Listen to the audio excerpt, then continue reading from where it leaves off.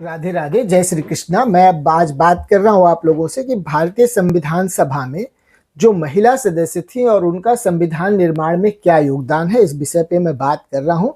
भारतीय संविधान का निर्माण केवल किसी विधिक दस्तावेज को तैयार करने की प्रक्रिया नहीं थी, बल्कि सदियों से चली आ रही सामाजिक जकड़न और औपनिवेशिक दास्ता से मुक्ति का महान घोषणा पत्र था। भारतीय संविधान के इतिहास में संविधान निर्माता के रूप में कुछ पुरुषों की ही हमेशा चर्चा होती है, लेकिन अगर आप ध्यान से देखेंगे तो इस दस्तावेज की आत्मा को गढ़ने में 15 असाधारण महिलाओं की निर्णायक भूमिका रही है।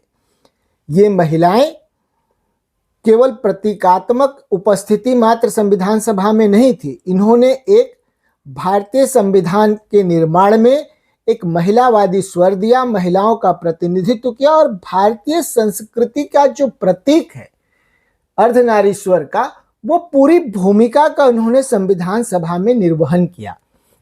भारतीय संविधान सभा में महिलाओं को शामिल करना अमेरिकन संविधान सभा के बिल्कुल विपरीत था। अमेरिका के संविधान सभा का नेतृत्व सिर्फ पुरुषों के द्वारा ही किया गया था। 20वीं शताब्दी के राजनीतिक, सामाजिक और कानूनी अधिकारों का जो संघर्ष था, उस संघर्ष के परिणाम स्वरूप भारतीय संविधान सभा में महिलाएं अपना स्थान बना पाई। वो किसी के कृपा के आधार पर अपना स्थान ग्रहण नहीं की थी। और वो जो ऐतिहासिक पृष्ठभूमि है भारतीय संविधान सभा में महिलाओं को शामिल होने का, वो 1917 से शुरू होता है। उसका पहला चरण 1917 से 1925 तक का है, जब भारतीय महिला संघ WIA की स्थापना होती है। और इसकी स्थापना श्रीमती मार्गरेट कंजिंसन, कमला देवी चट्टोपाध्याय, एनी बेसेंट और मुथु लक्ष्मी रेड्डी जैसी कार्यकर्ताएं मिलकर करती हैं, जो बाल विवाह, देवदासी प्रथा की समाप्ति, महिला शिक्षा और महिलाओं, सबसे महत्वपूर्ण, महिलाओं के राजनीतिक अधिकारों पर इन्होंने विशेष जोर दिया। इसी से भारत की राजनीतिक क्षितिज में महिलाओं के अधिकारों की मांग की शुरुआत होती है। 1917 में चैमफोर्ड आयोग के सामने WIA के 14 सदस्यीय प्रतिनिधि मंडल महिलाओं के मतदान अधिकार का मांग करती है और ब्रिटिश सरकार इसको यह कह के खारिज कर देता है कि अभी भारतीय समाज इसके लिए तैयार नहीं है। फिर 1918 में साउथ बोरा आयोग के समक्ष फिर ये WIA की प्रस्ताव रखता है कि महिलाओं को मताधिकार दिया जाए, लेकिन वो उसको खारिज करते हैं। लेकिन इससे WIA जो है अपना प्रभाव छोड़ती नहीं है, अपनी मांग को छोड़ती नहीं है। 1917 में वो कांग्रेस और मुस्लिम लीग को इसके लिए तैयार कर लेती है कि दोनों ही पार्टियां महिलाओं के मताधिकार का समर्थन करें, और दोनों ही पार्टियां महिला मताधिकार का समर्थन करती हैं। दूसरा चरण शुरू होता है महिलाओं के राजनीतिक भागीदारी का, भारतीय राष्ट्रमंडल विधेयक में। इसमें एनी बेसेंट ने WIA के 2 प्रतिनिधि शामिल होते हैं और वो 3 मांग करते हैं: अभिव्यक्ति की स्वतंत्रता का, गैर भेदभाव का, लिंग आधारित अयोग्यता को समाप्त करने का और महिलाओं के राजनीतिक समानता का। 1920 तक ब्रिटेन में भी महिलाओं को मताधिकार प्राप्त नहीं था। 1928 में जब नेहरू रिपोर्ट तैयार हुआ, तब महिलाओं के मताधिकार के बारे में नेहरू रिपोर्ट में वर्णन किया गया।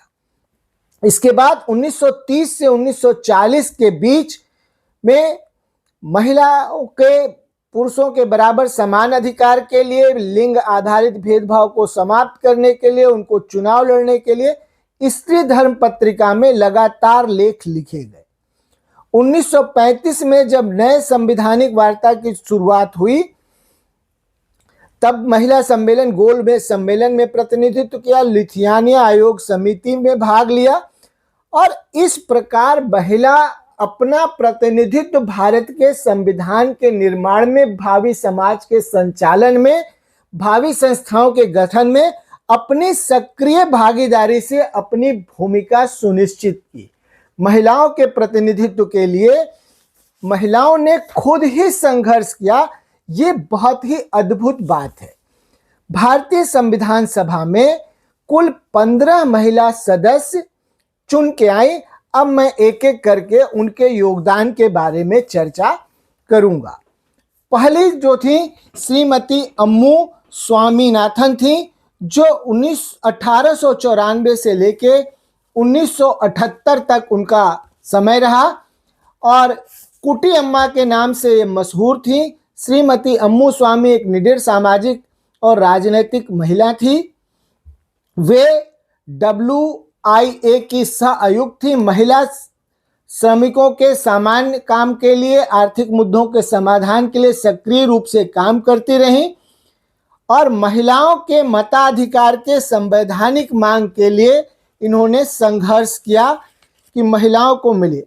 संविधान के निर्माण में मूल अधिकार और नीति निर्देशक तत्वों के संबंध में जो संविधान सभा में बहस हुआ, उस बहस में इन्होंने भाग लिया और महिलाओं के मताधिकार के संबंध में, महिलाओं के समानता के अधिकार के संबंध में महत्वपूर्ण वक्तव्य संविधान सभा में इन्होंने दिया। दूसरी जो सदस्य थी श्रीमती एनी मैक्सकोरेन, ये स्वतंत्रता आंदोलन और रियासतों के एकीकरण के प्रमुख नेता के रूप में भाग ली। मैक्सकोरेन ने त्रिवेंकोर को भारत में विलय करने में महत्वपूर्ण भूमिका निभाई। ये पहली महिला थी जिन्होंने हिंदू कोड बिल के चयन समिति की सदस्य बनी और हिंदू कोड बिल के बारे में संविधान में अपना विचार व्यक्त किया। तीसरी महिला सदस्य थी श्रीमती दाक्षायानी बेलुयान।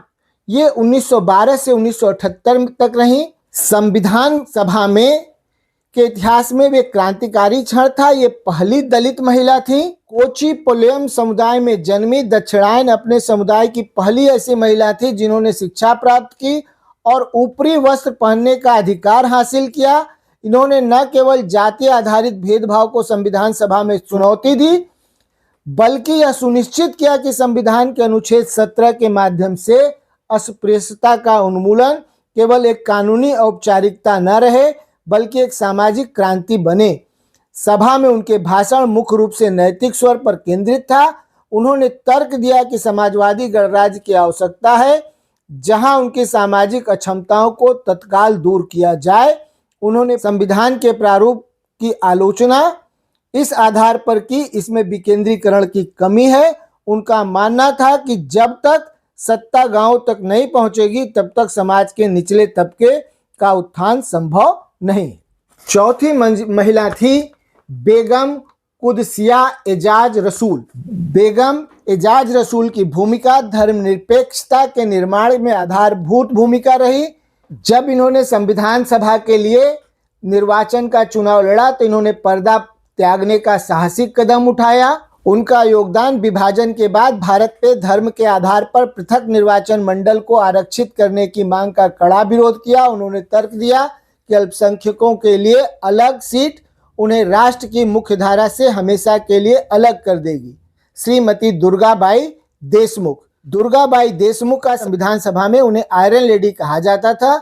उन्होंने न केवल संविधान की कार्यवाही का संचालन में अध्यक्षता के पैनल में रहकर भूमिका निभाई, बल्कि 750 से अधिक संशोधन प्रस्ताव भी पेश किया।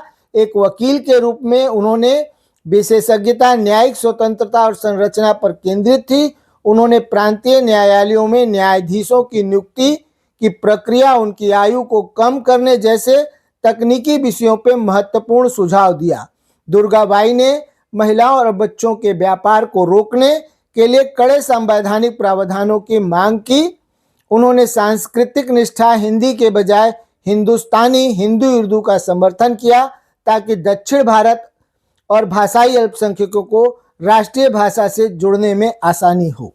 श्रीमती हंसा जी राव मेहता। हंसा मेहता संविधान सभा की सबसे प्रभावशाली आवाज मानी जाती हैं। उन्होंने मौलिक अधिकार उपसमिति में रहते हुए यह सुनिश्चित किया कि समानता का अधिकार अनुच्छेद 14, 15, 16 पूरी तरह से लैंगिक तटस्थ हो।